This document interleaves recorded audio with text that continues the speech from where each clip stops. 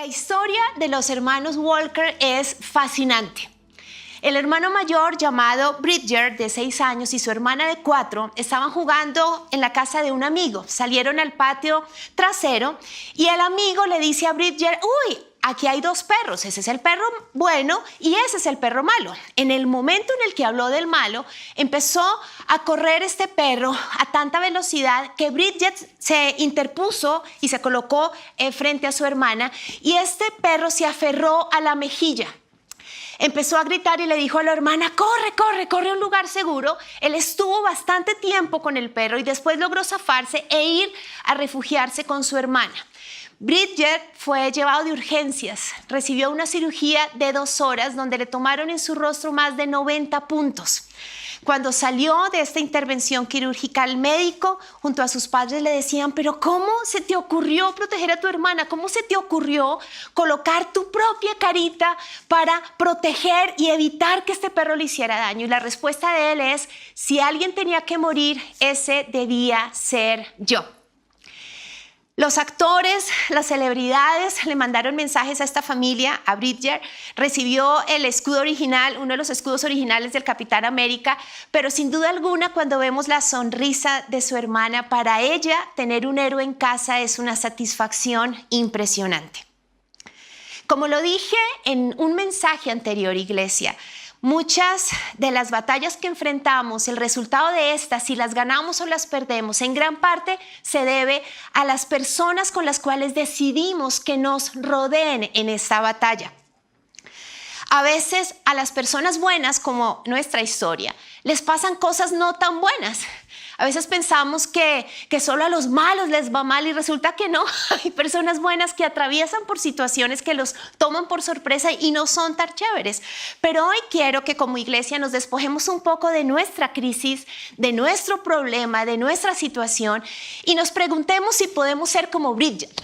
Si podemos ser como este hermano mayor que hace un alto y se despoja de sí mismo para ayudar a alguien que está en peligro. Hoy quiero que hablemos un poco de cómo levantar la fe de otros en tiempos de necesidad. Aunque tú y yo podemos estar pasando por una prueba, hacer un alto y decir: ¿y yo cómo puedo ayudar a otro? ¿Cómo puedo levantar a mi vecino, a ese amigo, a esa persona que aunque no tengo contacto cara a cara, puedo levantar sus brazos? Pues vamos a hablar de Job. Job era un hombre bueno. La Biblia dice que era intachable, que era un hombre que se había apartado del mal, que era temeroso de Dios, que era un hombre que Dios mismo hablaba bien de Job y decía: es que este hijo mío, este siervo mío es impresionante. Era próspero, era rico, tenía 10 hijos, pero a Job le cambia la vida, así como a esta familia de estos 2 hermanitos, de un momento a otro. Job no logra pensar que va a venir un problema. De un momento a otro, repentinamente viene una gran devastación que afecta a él y a toda su familia. El enemigo tenía un plan macabro en contra de Job. El enemigo quería que Job maldijera a Dios, y quiero que tengan eso muy presente. Job 1 dice: Satanás le respondió al Señor: sí, pero Job tiene una buena razón para temer a Dios. Siempre has puesto un muro de protección alrededor de él, de su casa y de sus propiedades. Has hecho prosperar todo lo que hace. Mira lo rico que es. Así que extiende tu mano y quítale todo lo que tiene. Ten por seguro que te maldecirá en tu propia cara. Ese era el plan del enemigo. Y entonces la primera prueba consistió en que un día Job estaba en su casa tranquilo y empezaron a llegar mensajeros, uno detrás de otro, dando las siguientes noticias: don Job, queremos contarle que nos atracaron, que unos ladrones llegaron y mataron a sus sirvientes. Después aparece otro mensajero y dice: sus pastores fallecieron. Después otro mensajero dice: sus siervos, los trabajadores murieron. Después dice: nos saquearon. Y después hay una noticia tremenda, dice: sus hijos estaban trabajando en el campo y llegó un viento tan fuerte que se desmayaron y murieron. Todo eso pasó, una noticia tras de otra en el mismo día. El versículo 22 dice: a pesar de todo, Job no pecó porque no culpó a Dios. Es impresionante que de la boca de Job no haya salido el plan que Satanás quería, y es que él maldijera a Dios. Pero Satanás no se queda tranquilo y hace un segundo round. En Job capítulo 2, el diablo dice, voy a tocar su cuerpo. Ya toqué todo lo que le pertenece, pero voy a tocar su cuerpo. Y envía una enfermedad donde Job empieza a sufrir de llagas desde su cabeza hasta sus pies. Y en ese dolor, en esa crisis donde no solo hay un luto por todo lo que ha perdido, porque su familia, sus familiares han fallecido porque está mal, hay un conflicto con su esposa. O sea, este conflicto se le suma a este gran problema. Y entonces la esposa aparece y dice, ¿todavía intentas conservar tu integridad? Maldice a Dios y muérete. Y esta parte es impresionante porque es como que Satanás logra hablarle a Job a través de la boca de su propia esposa. La esposa está de alguna manera tentándolo, el enemigo a través de ella, diciéndole, pues ¿por qué no maldices a Dios? ¿Por qué? Porque ese era el plan del enemigo. Sin embargo, en el versículo 10 dice, a pesar de todo, Job no dijo nada incorrecto. Las noticias de la desgracia de Job se dieron a conocer en toda la ciudad. Así como él era un hombre reconocido por su integridad, por su riqueza, asimismo esta crisis, esta devastación se dio a conocer en muchas ciudades. Y la Biblia nos dice que 3 amigos que vivían lejos emprendieron un viaje porque querían ayudar a Job, querían darle ánimo, querían visitarlo. Cuando 3 de los amigos de Job se enteraron de la tragedia que había sufrido, viajaron juntos desde sus respectivos hogares para consolarlo y confortarlo. Sus nombres eran Elifaz, el temanita, Bildad, el sujita, y Zofar, el naamatita. Cuando vieron a Job de lejos apenas lo reconocieron. Con fuertes lamentos rasgaron sus vestidos y echaron polvo al aire sobre sus cabezas en señal de dolor. Entonces, durante 7 días y 7 noches se sentaron en el suelo junto a Job y ninguno le decía nada porque veían que su sufrimiento era demasiado grande para expresarlo con palabras. 3 amigos hacen un viaje para visitar a Job. Pero en esta visita Job se enfrenta con grandes decepciones. Como leímos, el objetivo de la visita era levantar a Job, dice, consolarlo y confrontarlo. Pero vamos a ver que hicieron todo lo contrario. Durante 7 días y 7 noches, los 3 amigos se sientan en el piso con Job y no dicen nada. Y podemos tratar de ponernos en esa situación e imaginar, y efectivamente cuando una situación pasa por algo tan trágico uno no sabe qué decir, uno prefiere estar callado. Pero 7 días y 7 noches, iglesia.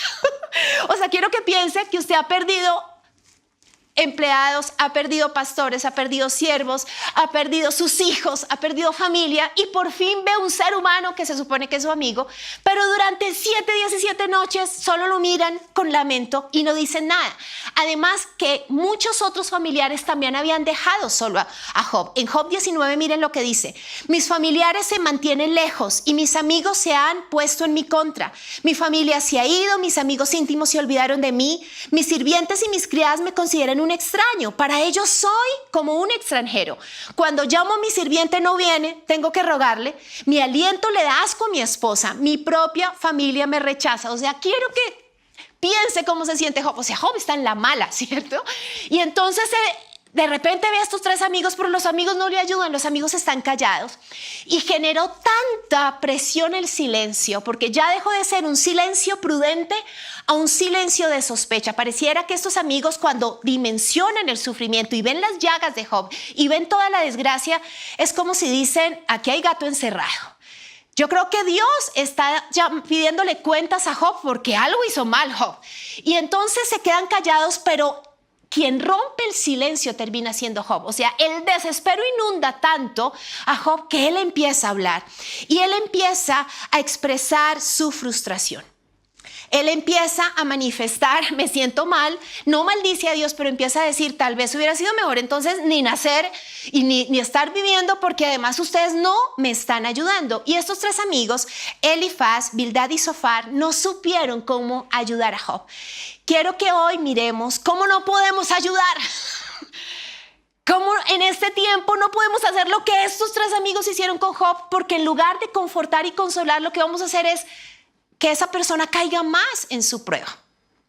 ¿En qué fallaron? Pues voy a arrancar con Elifaz, que es el primero que habla. Elifaz parte con un argumento bien particular y es que él parte de su propia experiencia. Y él dice cosas como lo siguiente: Dios no confía en el hombre. Dice, la experiencia me dice que los que siembran problemas y cultivan el mal, eso cosecharán. Imagínense eso. O sea, lo que le está diciendo es, usted está cosechando algo que sembró, mijo. Aquí hay un atorado. Usted tiene algo en esa tierrita que cultivó mal para que usted coseche esta desgracia. Después es tremendo porque Job dice lo siguiente: uno debería ser compasivo con un amigo abatido, pero tú me acusas sin ningún temor del Todopoderoso. Es decir, Job le está diciendo, lo primero que se te ocurre decir, Elifaz, es que hay algo mal en mí, porque no trajo consuelo lo que Elifaz le dijo. Y en Job 15, después le dice Elifaz a Job que es un charlatán, que no es reverente con Dios. Dice, Dios ni siquiera confía en los ángeles, ni los cielos son completamente puros a sus ojos, mucho menos una persona corrupta y pecadora que tiene sed de maldad. Si escuchas, yo te explicaré y te responderé con mi propia experiencia. ¡Wow! Qué peligroso es cuando nosotros pretendemos consolar a alguien partiendo de nuestra propia experiencia. Elifaz no sabemos mucho de su vida, pero tiene una teología bastante errada porque seguramente ha tenido malas experiencias. De hecho, su consejo con Job es, mi experiencia me dice que usted está mal porque la gente buena no le pasa esto. Mi experiencia me dice que Dios está enojado con usted. ¿Qué clase de Dios le estaba mostrando Elifaz a Job? Nosotros tenemos que tener cuidado porque si bien es cierto, podemos usar nuestro testimonio para inspirar a otros, nuestra historia de vida no es lo que sana la vida de la gente.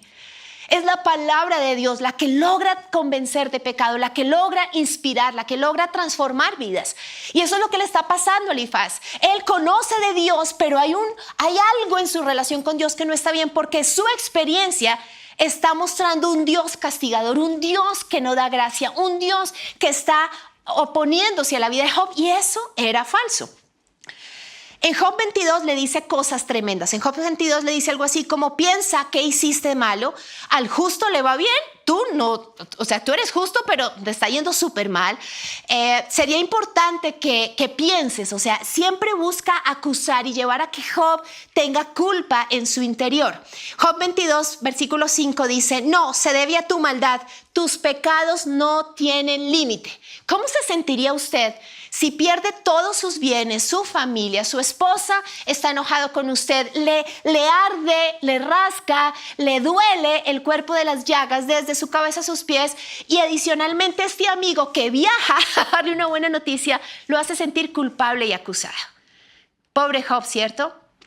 Pero esto no es nada. Se queda callado Elifaz y arranca Bildad. Y como era amigo de Job, Bildad, la teoría de Bildad acerca del sufrimiento de Job es bien interesante, porque en Job 1 dice la Biblia que los hijos de Job hacían grandes fiestas de largos días. Incluso dice que Job después presentaba a Dios sacrificios como para pedirle perdón a Dios si en algo los hijos habían pecado mientras hacían sus fiestas. Pues parece que Bildad conocía esos chismes, o seguramente había estado en alguna de esas fiestas, porque la teoría de él es que el sufrimiento de Job se debe al pecado de sus hijos. Dice, seguramente tus hijos pecaron contra él y por eso el castigo estaba bien merecido, Job. Es tremendo. Segundo amigo que se raja, o sea, ¿cómo no ser amigo? Aprenda de estos tres, porque no están ayudando a Job en tiempo de crisis, están generando más culpa. Ahora lo que dicen es su descendencia es la razón por la cual usted está pasando por un tiempo de prueba. Y entonces Job vuelve a hablar y cada vez se hunde más, cada vez vemos más frustración, más tristeza, le cuesta tener una fe arriba, está mal. ¿Por qué? Porque está escuchando palabras que lo están llevando al desánimo. Después vemos a Zofar, el tercer amigo. Zofar aparece en Job 11 y después vuelve a aparecer en otro momento.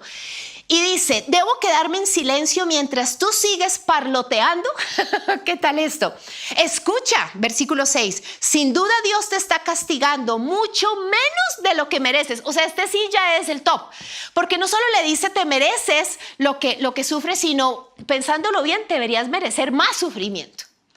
Yo veo aquí un orgullo, una soberbia en estos amigos donde se creen con el derecho de juzgar, de señalar, y no le están ayudando a su amigo. De hecho, con estos amigos, ¿para qué enemigos? ¿No les parece? Me impresiona porque Zophar dice cosas como: si Dios nos hablara a nosotros, seguramente nos contaría lo que tú has hecho. Hay unos trapitos sucios que sacaría a la luz y que seguramente se debe a tus pecados. El enojo de Dios está sobre ti, Job. Hay expresiones de ese tipo en la Biblia. Hace muy pocos días escuché como un pastor aseguraba que unas familias que se habían ido de su iglesia hace un tiempo habían sido contagiados de COVID y habían fallecido, y que eso se debía a que Dios los estaba castigando por haberse ido de su iglesia.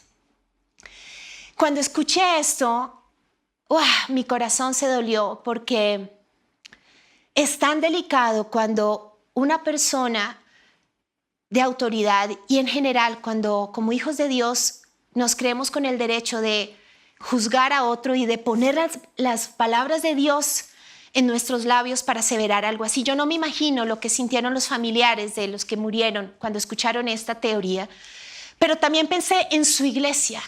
¿Qué siente ese rebaño? ¿Qué siente esas ovejitas cuando pueden pensar que si se van de ese lugar van a morir de COVID? ¿Qué clase de Dios está mostrando este líder a su pueblo, a su iglesia? Nosotros tenemos que tener mucho cuidado, iglesia, porque nuestra boca Dios la usa para que seamos la esperanza de otros, para levantar a otros, para darles fe.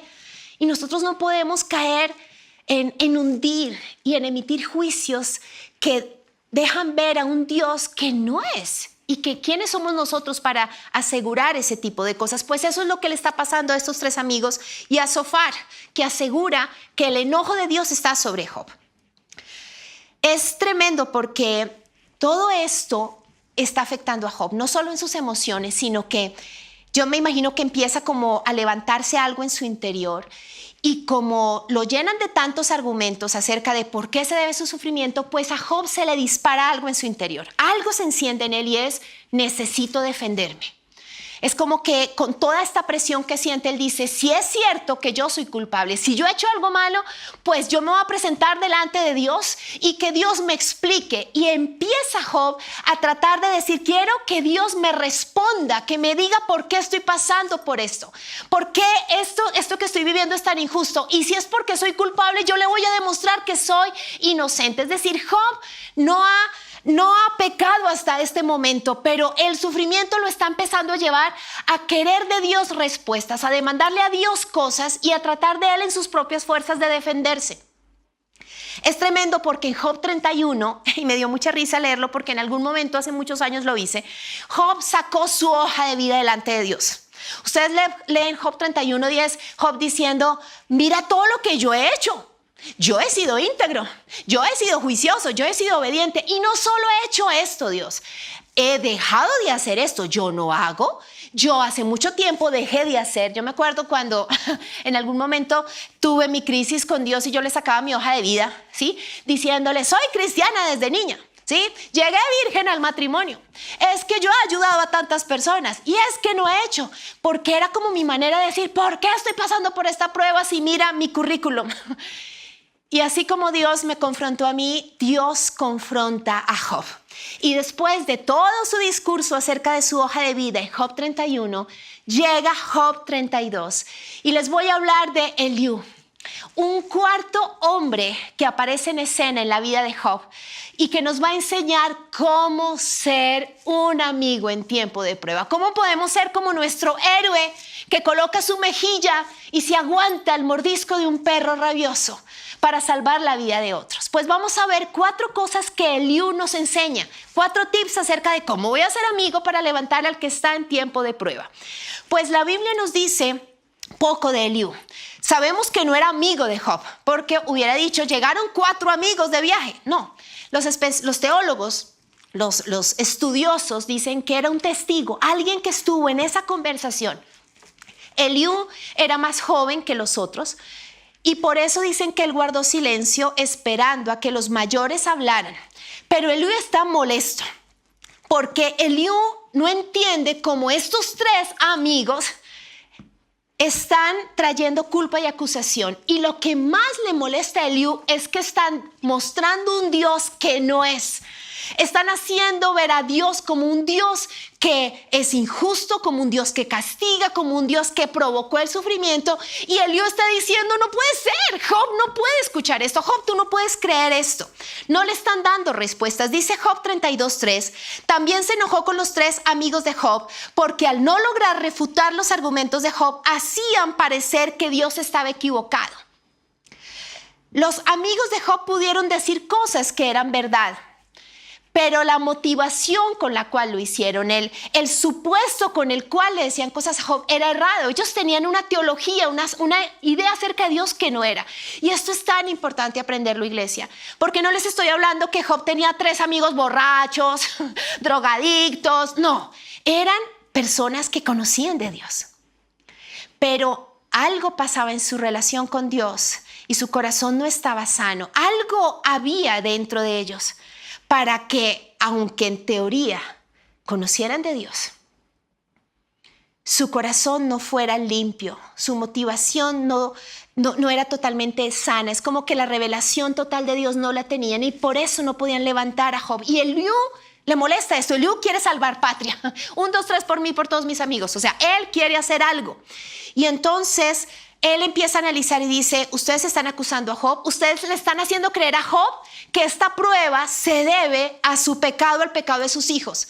¿Por qué? Porque los 3 amigos no sabían que Satanás estaba detrás, que todo lo que está pasando por Job no es porque Job la haya embarrado, es porque Satanás quiere que Job maldiga a Dios, iglesia.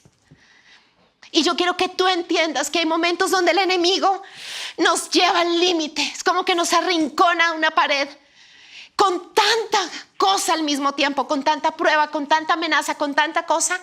Porque él lo que quiere es que de nuestra boca salga una maldición en contra de Dios. No le des gusto a Satanás, no caigas en esa trampa. Por eso Eliú quiere hacer algo. Eliú le quiere decir a Job, Dios no está en contra tuya, Dios está contigo, Job. Es el enemigo el que te quiere matar. El enemigo es el que quiere que tú maldigas a Dios. No caigas en esta trampa, no pelees contra Dios. Ese es Eliú. Eliú tiene claro que el pecado no llevó a Job a la crisis, pero también tiene claro que el sufrimiento lo está llevando a pecar. Tal vez lo que tú estás pasando no es porque tú hayas pecado, pero ojo, porque tu sufrimiento, la prueba que estás viviendo te puede llevar a decir cosas que no son. Y allí puedes estar pecando. Y Eliú quiere decirle eso a Job. En Job 33:6 dice, ¿quién soy yo para presionarte? Mira, tú y yo, ambos pertenecemos a Dios. Yo también fui formado del barro. Así que no tienes que tenerme miedo, no seré duro contigo. ¿Saben cuál es el primer tip que nos enseña Eliú? La primera lección acerca de cómo ser amigos. No te muestres como superior. Me encanta, Eliú dice, los dos somos de carne y hueso. Job, tranquilo. Estos 3 se han mostrado como superiores. Sí, como que tú, pecador, mereces castigo. No, tranquilo, Job. Tú y yo somos iguales. Yo te puedo entender. No estoy con llagas, no he perdido lo que tú has perdido, pero yo estoy contigo. ¡Wow! Así levantamos a otro. Somos iguales. No te muestres como alguien superior. No te pongas por encima. Lo segundo que nos enseña Eliú es hazte del lado de Dios. Esta parte me encanta. Job 36:2 dice, déjame seguir y te mostraré la verdad, porque no he terminado de defender a Dios. Presentaré argumentos profundos a favor de la justicia de mi Creador. Me encantó encontrar este versículo, iglesia, porque lo que está diciendo Eliú es que yo no voy a estar del lado de ellos, pero del lado tuyo tampoco, Job. Un segundo, yo me voy a hacer del lado de Dios, yo lo voy a defender. Dios es justo, Job. Dios no te está haciendo esto. No creas las mentiras. Amo eso, porque Eliú ama a Dios. Hay una relación de Dios muy diferente de los 3 amigos a Eliú con Dios. Algo está mal en la relación con Dios de estos 3. Pero Eliú dice, yo conozco tanto a Dios que no quiero que tú pienses mal. Ellos te están haciendo pensar mal de Dios. Yo soy tu amigo. Y yo quiero que tú conozcas que Dios es justo, que Dios es bueno, que Dios está contigo, no está en contra tuyo.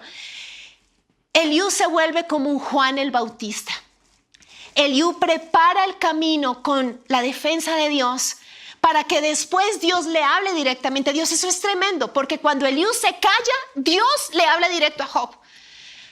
Hay momentos donde necesitamos ser eso, Eliús para otros, iglesia, Juanes Bautistas, que preparamos el camino, porque nosotros no podemos convencer al otro de algo.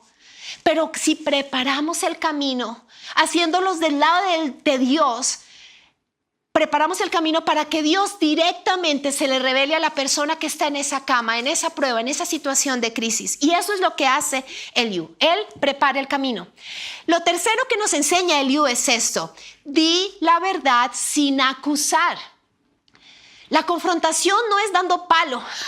La confrontación tiene que tener el objetivo real de consolar, de edificar, de levantar. Y la forma como lo hacemos es maravilloso. A mí me encanta porque Eliú le dice, bueno, es claro, yo me lo imagino como repite después de mí, Job, que tú no pecaste para que te pasara esto. ¿Listo? Ya es claro eso, listo. Pero ojo, tu sufrimiento sí te está haciendo pecar y has hablado babosadas. Estás diciendo más cosas de lo que deberías decir. Ojo, porque estás pecando con tu boca. Dice, pues a tu pecado has añadido rebelión, no muestras ningún respeto y dices muchas palabras de enojo en contra de Dios. Es decir, él como amigo le está diciendo pilas. Tú puedes expresarle tu dolor a Dios, tú puedes entregarle tus preguntas a Dios, pero ojo con el tonito, Job, porque le estás demandando que Dios te responda, que Dios se justifique, que Dios te explique. Dios es Dios, Job, y tú y yo somos barro. Ojo con tu boca. Desahógate, pero ojo con lo que dices. Estás diciendo palabras necias.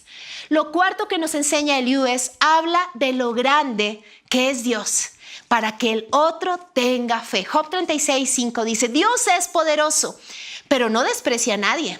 Él es poderoso tanto en fuerza como en entendimiento. No deja con vida a los malvados, pero hace justicia a los afligidos. Nunca quita los ojos de los inocentes. Qué lindo este pasaje.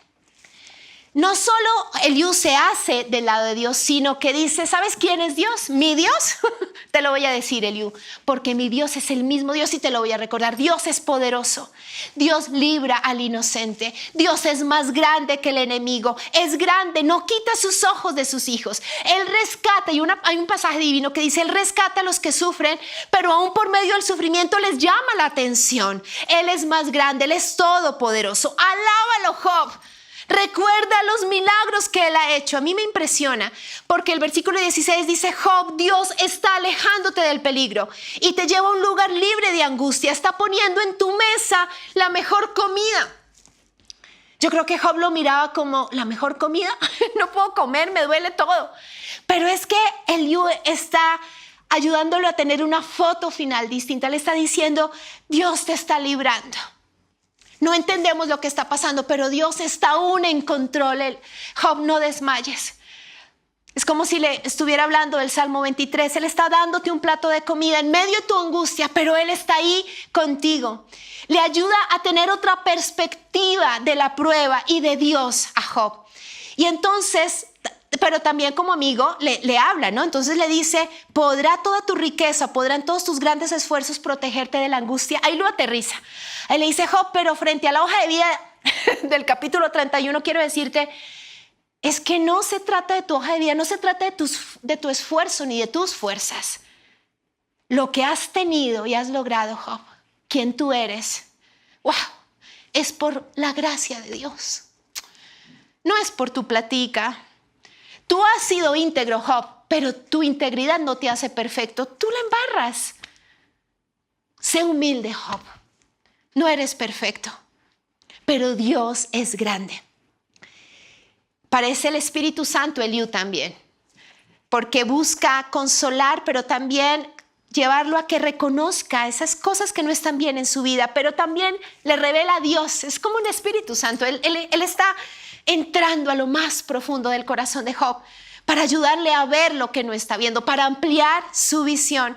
Le dice, Job, no entendemos. Yo tampoco entiendo por qué estás pasando por esto, pero no significa que Dios no está, que no tiene el control, que no está contigo y que vas a salir de esto.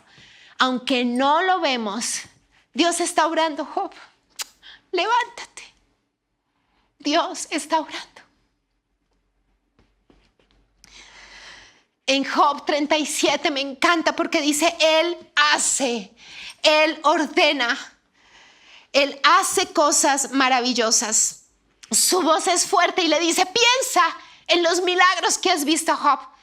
No te quedes mirando esto, piensa, recuerda lo grande que es nuestro Dios.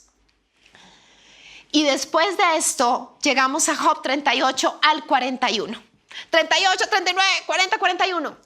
Donde Dios, después de que este profeta prepara el camino, se encuentra con Job.